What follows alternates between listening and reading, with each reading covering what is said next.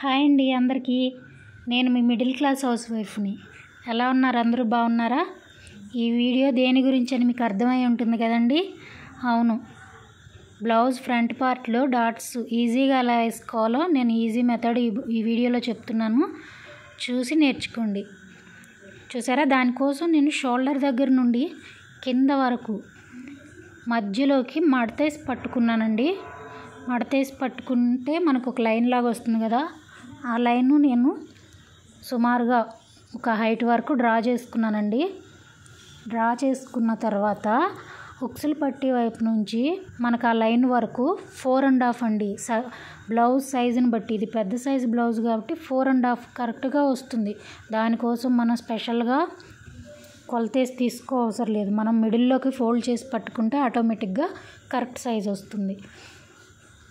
అలా ఉండేలాగా చూసుకుని ఇప్పుడు కింద షేప్ పట్టి జాయింట్ చేస్తాం కదా, అక్కడ నుంచి ఒక 3 ఇంచులు ఉండేలాగా చూసి ఒక మార్కింగ్ పెట్టుకున్నాను. ఆ మార్కింగ్ దగ్గరలో నుంచి మధ్యలో లైన్ వరకు నాకు 1.5 ఇంచులు వచ్చిందండి. అదే 1.5 ఇంచుని నేను లైన్కి ఇంకొక వైపు కూడా మార్కింగ్ పెట్టుకుని డాట్ హైట్ వచ్చేసి నేను 2.5 ఇంచులు మార్క్ చేసుకున్నానండి. ఇప్పుడు ఈ 3 మార్కింగ్లను కలిపి ఒక త్రిభుజం లాగా డ్రా చేసుకున్నాను. తర్వాత మన ఉక్సుల పట్టీ వైపు నుంచి ఒక డాట్ ఉంటుంది కదా, అది వేయటం కోసం మనం మెడ వైపున అలాగే కింది వైపున ఒక హాఫ్ ఇంచు ఖర్చు కోసం వదిలేసుకోవాలండి. ఇప్పుడు మధ్యలో ఉన్నది ఎంత ఉందో కొలుసుకుని దాంట్లో మధ్యలోకి ఒక మార్కింగ్ పెట్టుకోవాలంటే సగానికి ఒక మార్కింగ్ పెట్టుకోవాలండి. దాన్ని ఒక లైన్ కొట్టుకోవాలి. ఇప్పుడు ఆ లైన్కి అటువైపు ఒక హాఫ్ ఇంచు ఇటువైపు ఒక హాఫ్ ఇంచు ఉండేలాగా చూసి ఒక ట్రయాంగిల్, దాని పొడవు వచ్చేసి 2.5 ఇంచులండి. 2.5 ఇంచులు ఉండేలాగా మార్కింగ్ చేసుకుని ఒక త్రిభుజం లాగా దాన్ని కూడా డ్రా చేసుకున్నాను. చూస్తున్నారు కదా వీడియోలో నేను చూపించినట్టు చేయండి ఫ్రెండ్స్. చాలా ఈజీగా మీకు డాట్లు వేయటం వచ్చేస్తుంది. షేప్ కూడా పర్ఫెక్ట్ కుదురుతుంది. ఇప్పుడు చంక వైపు నుంచి వేయటానికి మనం మధ్యలో దీన్ని బేస్ చేసుకుని మడతేసి పెట్టుకోవచ్చు, లేదంటే మీకు ఇంకో ఈజీ మెథడ్ నేను చెప్తాను. ఇప్పుడు మనం ఏ డాట్లు అయితే వేసామో ఆ డాట్లకి మధ్యలో ఉన్న గ్యాప్ 2.5 ఇంచులండి. 2.5 ఇంచులు ఉండేలాగా చూసి మెయిన్ డాట్ వైపు నుంచి 2.5 ఇంచులు ఉండాలి. అలాగే ఉక్సుల పట్టి కాజాల పట్టి వైపు నుంచి ఒక డాట్ పెట్టాం కదా, అటువైపు నుంచి కూడా 2.5 ఇంచులు ఉండేలాగా ఒక మార్కింగ్ పెట్టుకుని ఇప్పుడు ఒక త్రిభుజం లాగా డ్రా చేసుకోవాలి. చూసారు కదా, పర్ఫెక్ట్గా వచ్చేస్తుంది మనకు మధ్యలో సర్కిల్ లాగా, ఇలా అన్నమాట. ఇప్పుడు సేమ్ మార్కింగ్ మీ దగ్గర రన్నర్ వీల్ ఉంటే సెకండ్ పార్ట్ పైకి మీరు ట్రేస్ చేసుకోండి. ఒకవేళ లేదనుకుంటే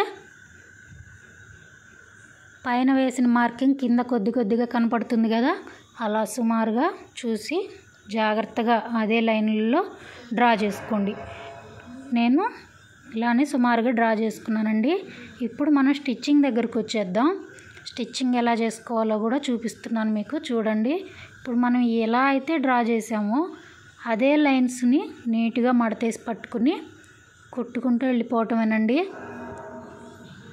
ఎక్కడ మనకి ఎక్కువ తక్కువ లేకుండా నీట్గా వచ్చేస్తుంది షేప్ అనేది.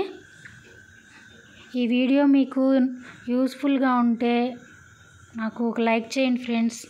మీకు ఏమన్నా డౌట్లు ఉన్నా, నాకు ఏమన్నా సలహా ఇవ్వాలనుకున్నా కామెంట్ చేయండి. అలాగే మీ ఫ్రెండ్స్ అండ్ ఫ్యామిలీ మెంబర్స్కి షేర్ చేయండి. మన ఛానల్ని సపోర్ట్ చేయండి ఫ్రెండ్స్. నేను ఇంకా ముందు మంచి డిజైన్స్ అన్నీ మీకు ఇవి నా వీడియోస్లో పెడతాను. చూసారా, నేను ఇలా మొత్తం మనం ఎలా అయితే డ్రా చేసుకున్నానో అలా మొత్తం కుట్టేసుకున్నాను.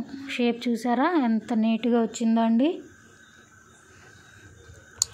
మీకు చాలా ఈజీగా వచ్చేస్తుందండి. నేను చెప్పినట్లు మీరు డాట్స్ కానీ డ్రా చేసుకున్నారంటే సాగిపోవటం కానీ షేప్ చెడిపోవటం కానీ అలాంటిది లేకుండా నీట్గా వచ్చేస్తుంది. చూసారా, ఇప్పుడు నేను అదే విధంగా సెకండ్ పార్ట్ని కూడా రెడీ చేసుకుంటున్నానండి. సెకండ్ పార్ట్లో కూడా సేమ్ ఇలాగేనండి.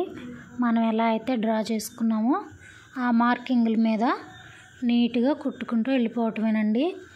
మీకు ఫ్రంట్ పార్ట్ ఈ బ్లౌజ్ కటింగ్ ఎలా చేయాలనేది నేను ఆల్రెడీ మన వీడియోస్లో పెట్టానండి. మీకు ఇంట్రెస్ట్ ఉంటే వెళ్ళి ఒకసారి చూడండి ఫ్రెండ్స్. నీట్గా మీకు ఈజీగా అర్థమయ్యే మెథడ్లో నేను ఎక్స్ప్లెయిన్ చేస్తూ నీట్గా కటింగ్ చేసి స్టిచ్చింగ్ చేసి చూపించాను. ఇంట్రెస్ట్ ఉన్న వాళ్ళు వెళ్ళి చూడొచ్చు. సెకండ్ పార్ట్ని కూడా ఇలానే నీట్గా స్టిచ్చింగ్ చేసుకుంటున్నానండి. మీరు ట్రేస్ చేసుకుంటే మంచిదండి. నేను సుమారుగా గీసాను కాబట్టి ఒకసారి చెక్ చేసుకుని మరీ వేస్తున్నాను. మీ దగ్గర వీలుంటే ట్రేస్ చేసుకోండి. ట్రేస్ చేసుకుని దాన్ని బట్టి కుట్టుకోండి. ఇలా అన్నమాట. ఇప్పుడు ఫోర్త్ మార్జిన్ వైపు నుంచి వేసే ఫోర్త్ డాట్ కూడా నేను వేసుకుంటున్నాను.